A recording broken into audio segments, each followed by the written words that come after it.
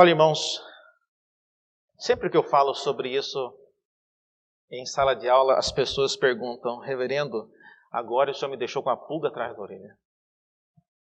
Eu sempre achei que Salomão ele tinha sido salvo no final da vida dele, ele arrependeu-se disso tudo, e aí ele virou um novo homem.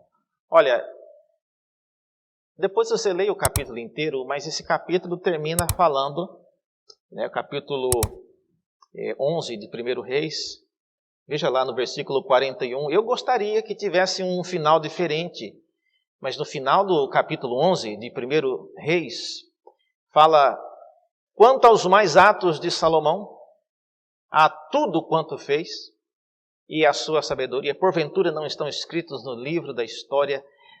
Os reis de Israel tinham a sua biografia escrita no livro da história dos reis de Israel. No caso de Salomão, tem um livro dedicado a ele só.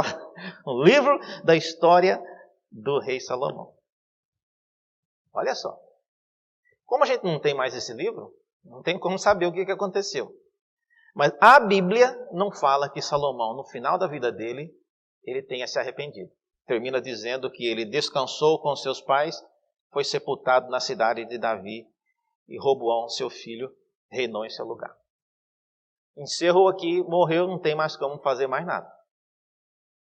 Pergunta: Salomão se arrependeu, reverendo? Não sei. Ele foi para o céu, reverendo? Também não sei. Eu não sei nem se você vai para o céu. Ninguém sabe, irmãos, dessas coisas. Terceira pergunta: reverendo, Deus pode salvar Salomão? Pode, isso ele pode. Então, salvação não é uma coisa que depende. Isso é importante a gente se lembrar. Ninguém é salvo ou enviado para o inferno por causa de uma coisa que você faz no último dia da sua vida ou no primeiro. Você se lembra do ladrão lá na cruz?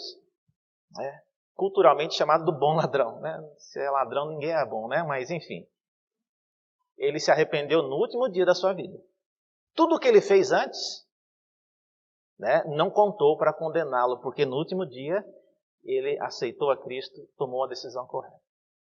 Então, eu não creio que Salomão, se Deus, e eu creio que Deus tenha elegido esse homem, é um homem de Deus, foi usado, ele caiu em pecado, terminou a sua vida dessa maneira. Mas quando eu penso em Salomão, eu sempre penso naquele caso nos dias do apóstolo Paulo, quando ele, tratando de um caso na igreja de Corinto, uma pessoa que ele soube de fora que essa pessoa dormia com a madrasta, é uma coisa abominável, Paulo, ele recomenda que fosse entregue aquela pessoa para que Satanás acabasse com o corpo, para que no dia do juízo pudesse salvar a alma. Como que Paulo espera que isso aconteça? Eu não sei, mas ele sabia de coisas que eu não sei também. Mas a minha resposta é: se Deus quis salvar Salomão, ele arranjou um jeito para isso. E não cabe a nós ficar perguntando o que é que aconteceu com Salomão.